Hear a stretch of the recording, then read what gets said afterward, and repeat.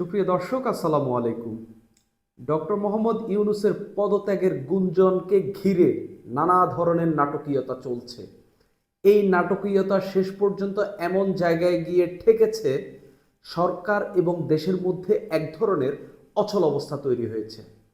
এখান থেকে নিরসনের উপায় কি? সরকার কি ভাবছে? ডক্টর মোহাম্মদ ইউনূস কি পদত্যাগ করছেন কিনা? এসবের মধ্যে নতুন একটি রিপোর্ট সামনে এসেছে। মানবজমিন রিপোর্টটি করেছে এবং নির্ভরযোগ্য সূত্রের মতে তারা একটি তথ্য দিয়েছে যে সেখানে এই সরকারকে মূলত 7 জন ব্যক্তি কুক্ষিগত করে রেখেছে।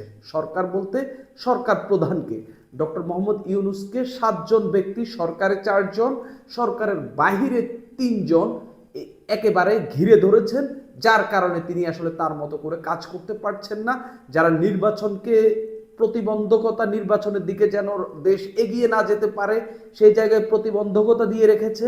পাশাপাশি ডক্টর মোহাম্মদ ইউনূসকে তার স্বাধীনভাবে কাজ করতে দেওয়া হচ্ছে না। নির্ভরযোগ্য সূত্রে এরকম একটি রিপোর্ট করেছে মানবজমিন। মানবজমিনের রিপোর্টের হেডিংটা যদি আমি একটু পড়ি, যে হচ্ছে সংকট ঘনীভূত, অচল অবস্থা কাটেনি। এটা নিয়ে নানানজন রিপোর্ট করেছে। তবে এই 7 জন ব্যক্তি কে? এই 7 জন ব্যক্তিকে ফাইন্ড আউট করার ক্ষেত্রে আপনি কিছু ক্যারেক্টারিস্টিক দেখতে পারেন বা গত কিছুদিনের কিছু ঘটনা দেখতে পারেন। প্রথমত, এই সরকারের সঙ্গে যে সেনাবাহিনীর যে দূরত্ব তৈরি হয়েছে, এটা কিসের মধ্যে দিয়ে তৈরি হয়েছে? বলা হয়ে থাকে খলিলুর রহমান, যিনি প্রথমত যিনি হচ্ছে প্রধান উপদেষ্টার হাই রিপ্রেজেন্টেটিভ হিসাবে যিনি হচ্ছে নিয়োগ পেয়েছিলেন, পরবর্তীতে যিনি জাতীয় নিরাপত্তা উপদেষ্টা হয়েছিলেন, এরপর থেকেই সেনাবাহিনীর সঙ্গে সরকারের দূরত্ব তৈরি হয়েছে। এখন বলা হয়ে থাকে সেনাবাহিনীর সঙ্গে যে সরকারের দূরত্ব হয়েছে, খলিলুর রহমানের যে অন্য আরেকজন প্রিন্সিপাল স্টাফ অফিসারের সঙ্গে যে যোগাযোগ, এটার কারণে। এটা ওয়াকার এবং মানে সেনাপ্রধান ওয়াকারুজ্জামান এবং সেনাবাহিনীর অন্যান্য উচ্চ পদস্থ কর্মকর্তারা একেবারে ভালোভাবে নেয়নি। তো যারা ডক্টর মোহাম্মদ ইউনূসকে ঘিরে ধরেছেন তাদের মধ্যে একজনকে অনুমান করা যাচ্ছে, বা নানান জনের বিভিন্ন ধরনের স্ট্যাটাস বলেন, বিভিন্ন ধরনের অনুমান বলেন, বিভিন্ন ধরনের আলোচনা বলেন, সেখান থেকে খলিলুর রহমানের নাম উঠে আসছে। এই যে ডক্টর মোহাম্মদ ইউনূসের এই যে পদত্যাগকে ঘিরে যে নাটকীয়তা চলছে, এর মধ্যে একজন বিশেষ সহকারী একটি স্ট্যাটাস দিয়েছেন। শুক্রবার সকালবেলা তিনি স্ট্যাটাসটি দিয়েছেন। স্ট্যাটাসটি দিয়ে তিনি বলেছেন যে ডক্টর মোহাম্মদ ইউনূস পদত্যাগ করবেন না, এরকম তিনি আশা করছেন, কিংবা এরকমটাই হচ্ছে, এরকম তিনি একটা অনুমান করেছেন। তবে তার ওই স্ট্যাটাসে গুরুত্বপূর্ণ একটা বিষয় হইল যে অফিসার্স অ্যাড্রেসে সেনাপ্রধান যে বক্তব্য দিয়েছেন, ওই বক্তব্যে সেনাপ্রধান সরকারি কাজে নাক গলাচ্ছে, এরকম মন্তব্য তিনি তার স্ট্যাটাসে করেছেন। বলা হচ্ছে তিনিও ওই গ্যাংয়েরই লোক, যে খলিলুর রহমান, যারা হচ্ছে ডক্টর মোহাম্মদ ইউনূসকে ঘিরে রেখেছেন, যারা আসলে নির্বাচন করতে দিচ্ছেন না। এরা সবাই প্রধান উপদেষ্টার সঙ্গে খুব ক্লোজলি কাজ করছেন। বেশ কয়েকজন, আমি আরো বেশ কিছু অ্যাক্টিভিস্ট, তারপরে যাদের সোশ্যাল মিডিয়াতে ব্যাপক পরিমাণ ইনফ্লুয়েন্স রয়েছে, এরকম আরো অনেকজনের স্ট্যাটাস দেখেছি, যার মধ্যে পরিবেশ উপদেষ্টা রেজওয়ানা হাসান এবং শিল্প মন্ত্রণালয়ের যে উপদেষ্টা আদিলুর রহমান শুভ্র, তাকে অভিযুক্ত করা হয়েছে। বলা হচ্ছে এই 4 জন সরকারের মধ্যে থেকে প্রধান উপদেষ্টাকে ঘিরে ধরেছে। সত্য মিথ্যা আমি জানি না, আমি নানান জায়গায় এটা পেয়েছি, আমি তুলে ধরেছি। এখন কথা হইল সরকারের বাইরে কে? সরকারের বাইরে দীর্ঘদিন ধরে একটা নাম চর্চিত আছে, ছোটন নামের একটা লোক, যার নামে ব্যাপক আলোচনা রয়েছে, ব্যাপক সমালোচনা রয়েছে, কিন্তু তাকে খুব কম মানুষই চেনে, তার ছবিও খুব কম মানুষ দেখেছে। ছোটনের একটা গ্যাং রয়েছে।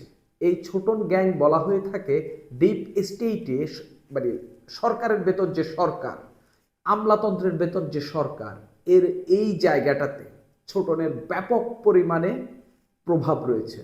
বাহিরের যে 3 জন, টোটাল 7 জন, সরকারের 4 জন, বাহিরে 3 জন, এর মধ্যে অন্যতম একজনকে ধরা হচ্ছে ছোটনকে।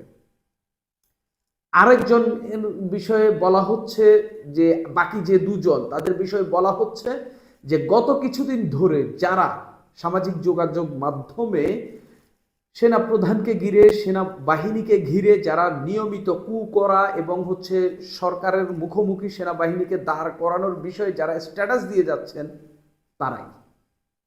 পাশাপাশি কেউ কেউ বলছেন যে ডক্টর মোহাম্মদ ইউনূস যে পদত্যাগ করবেন এই বার্তাটি সবার আগে কার মুখ থেকে এসেছে? যার মুখ থেকে এসেছে তারাও নাকি এক ধরনের প্রভাবক হিসেবে এখানে কাজ করছে। ডক্টর মোহাম্মদ ইউনূস যাতে নির্বাচনটা দিতে দেরি করে, নির্বাচনটা যেন প্রলম্বিত করা যায়, দেরি করা যায়, অনেক সময় পিছিয়ে নেওয়া যায়, এই বিষয়ে নাকি তারা কাজ করছে। আমি একটু মানব জমিনের ওই যে নির্ভরযোগ্য সূত্রটি পড়ছি, তার আগে একটু বলে নিই, এই সব ঘটনার মাঝখানে ডক্টর মোহাম্মদ ইউনূস একটা ভাষণ দেবেন। শনিবার এই উপদেষ্টা পরিষদের একটা বৈঠক আছে, সেখানে নানান কিছু সিদ্ধান্ত হবে। সিদ্ধান্ত 3টা বিষয় মূলত সিদ্ধান্ত হইতে পারে এবং ভাষণেও সেই 3টা বিষয় হয়তো বা আসতে পারে। তবে সেই গুরুত্বপূর্ণ 3টা সিদ্ধান্ত কি সেটা নিয়ে আমি একটু কথা বলবো। আমি একটু বলি মানব জমিন নির্ভরযোগ্য সূত্রের মধ্য দিয়ে আসলে কি বলতে চাচ্ছে। তারা বলছে তাদের রিপোর্টে, প্রফেসর ইউনূস একটি অশুভ চক্রে ঘেরাও হয়ে আছেন। সরকারের ভেতরে 4 এবং বাইরের 3 জন এই চক্রে বেশি সক্রিয়। নানান জন রয়েছে, এই 7 জনই মূলত সক্রিয়। এই চক্রটি চায় না নির্বাচনের দিকে দেশ এগিয়ে যাক, অর্থাৎ নির্বাচন আপাতত না হোক, তারা এটি চায়। তাদের চিন্তা ভিন্ন। তারা প্রফেসর ইউনূসকে জনবিচ্ছিন্ন করার মিশনে নেমেছে। প্রফেসর ইউনূস নানা বিষয়ে হতাশার কারণে পদত্যাগের বিষয়ে আগ্রহ প্রকাশের পর এই চক্রটি নতুন খেলা শুরু করেছে। তারা বলছে প্রফেসর ইউনূস পদত্যাগ করতে যাচ্ছেন, আমরা তাকে আটকে রেখেছি। জরুরি অবস্থা জারি হচ্ছে এমনও খবর রটাচ্ছে কিছু চক্র, কিন্তু বাস্তবে পরিস্থিতি এতটা খারাপ হয়নি। মানব জমিন আরো উল্লেখ করছে, এই পরিস্থিতিতে ডক্টর মোহাম্মদ ইউনূস যে সংবিধান সংস্কার কমিশনের যে প্রধান যিনি রয়েছেন আলী রিয়াজ, ঐকমত্য কমিশনের যিনি ভাইস চেয়ারম্যান, তাকে ডেকে পাঠান এবং তার কাছ থেকে পরামর্শ চান। তিনি আলী রিয়াজ এই প্রধান উপদেষ্টাকে পরামর্শ দিয়েছেন তিনি যেন তার দায়িত্ব চালিয়ে নেন এবং এই বিষয়ে বাকি করণীয় কি সেই বিষয়ে তিনি পরামর্শ দেওয়া হয়। এখন এই যে বৈঠকটি হবে উপদেষ্টাদের, এই বৈঠকে আসলে কি সিদ্ধান্ত হইতে পারে? এই বৈঠকে আসলে নানা ধরনের সিদ্ধান্ত হইতে পারে। তার মধ্যে বেশ কিছু গুরুত্বপূর্ণ সিদ্ধান্তের মধ্যে অন্যতম হলো এই যে 2 জন ছাত্র উপদেষ্টা যারা অভ্যুত্থানের মধ্য দিয়ে সরকারে গিয়েছিল, 3 জন গিয়েছিল মূলত, এর মধ্যে তো নাইদ ইসলাম সরে গিয়েছেন, তিনি পদত্যাগ করে এসে এনসিপির দায়িত্ব নিয়েছেন। বাকি যে 2 জন, তাদেরকে নিয়ে গুরুতর আপত্তি রয়েছে রাজনৈতিক দলগুলো, তাদের পদত্যাগের বিষয়ে একটা সিদ্ধান্ত আসতে পারে। আরো উপদেষ্টাদেরকে কাটছাঁট করা যায় কিনা সেই বিষয়ে সিদ্ধান্ত আসতে পারে। ডক্টর মোহাম্মদ ইউনূস এবং উপদেষ্টা পরিষদের এই বৈঠকে সম্ভবত নির্বাচনের বিষয়ে একটা সুনির্দিষ্ট রোডম্যাপ আসতে পারে। উপদেষ্টাদের কাটছাঁট, 2 জন ছাত্র উপদেষ্টার বিষয়ে সিদ্ধান্ত এবং নির্বাচনের বিষয়ে একটা সুনির্দিষ্ট রোডম্যাপ, এই সিদ্ধান্তগুলো উপদেষ্টা পরিষদের এই বৈঠকে হইতে পারে। এটাই হচ্ছে এখন পর্যন্ত ফলো আপ মানব জমিনের যে রিপোর্ট, যেখানে জাতীয় সরকারের কথাও বলা হচ্ছে। আদতে জাতীয় সরকার হবে কিনা সেটাই এখন বড় সন্দেহের বিষয়, কারণ এই সরকারকে আসলে খুব বেশি নাড়াচাড়া করার আর বেশি কিছু নাই। তবে যদি কয়েকজন উপদেষ্টা বাদ যান বা তাদেরকে যদি পদত্যাগ করানো হয় কিংবা তারা যদি দায়িত্ব ছেড়ে দেন, সেক্ষেত্রে তো নতুন উপদেষ্টা ঢুকবে। সেই ক্ষেত্রে অবশ্যই রাজনৈতিক দলগুলো এবং অন্যান্য জায়গা থেকে একটা চাপ থাকছে যে যেন রাজনৈতিকভাবে নির্মোহ লোকদেরকে, যাদের রাজনৈতিক কোনো অ্যাসপিরেশন নাই, এরকম লোকদেরকে যেন উপদেষ্টা পরিষদের নতুন করে কাউকে নিলে তাদেরকে যেন নেওয়া হয়। এখন প্রশ্ন হইল যে নামগুলোর কথা বিভিন্ন জন বলছে, যেটা আবার আমি এখানে ডেলিভার করেছি, এই নামগুলো হয়তো সত্য হয়তো মিথ্যা। তবে আমি অনেক জায়গায় অনেক স্ট্যাটাস থেকে নানান জায়গা থেকে এই তথ্যগুলো পেয়েই এখানে আসলে বলেছি। সত্য মিথ্যা আসলে আমার পক্ষে যাচাই করা আসলে সম্ভব না, আমি করতেও পারিনি।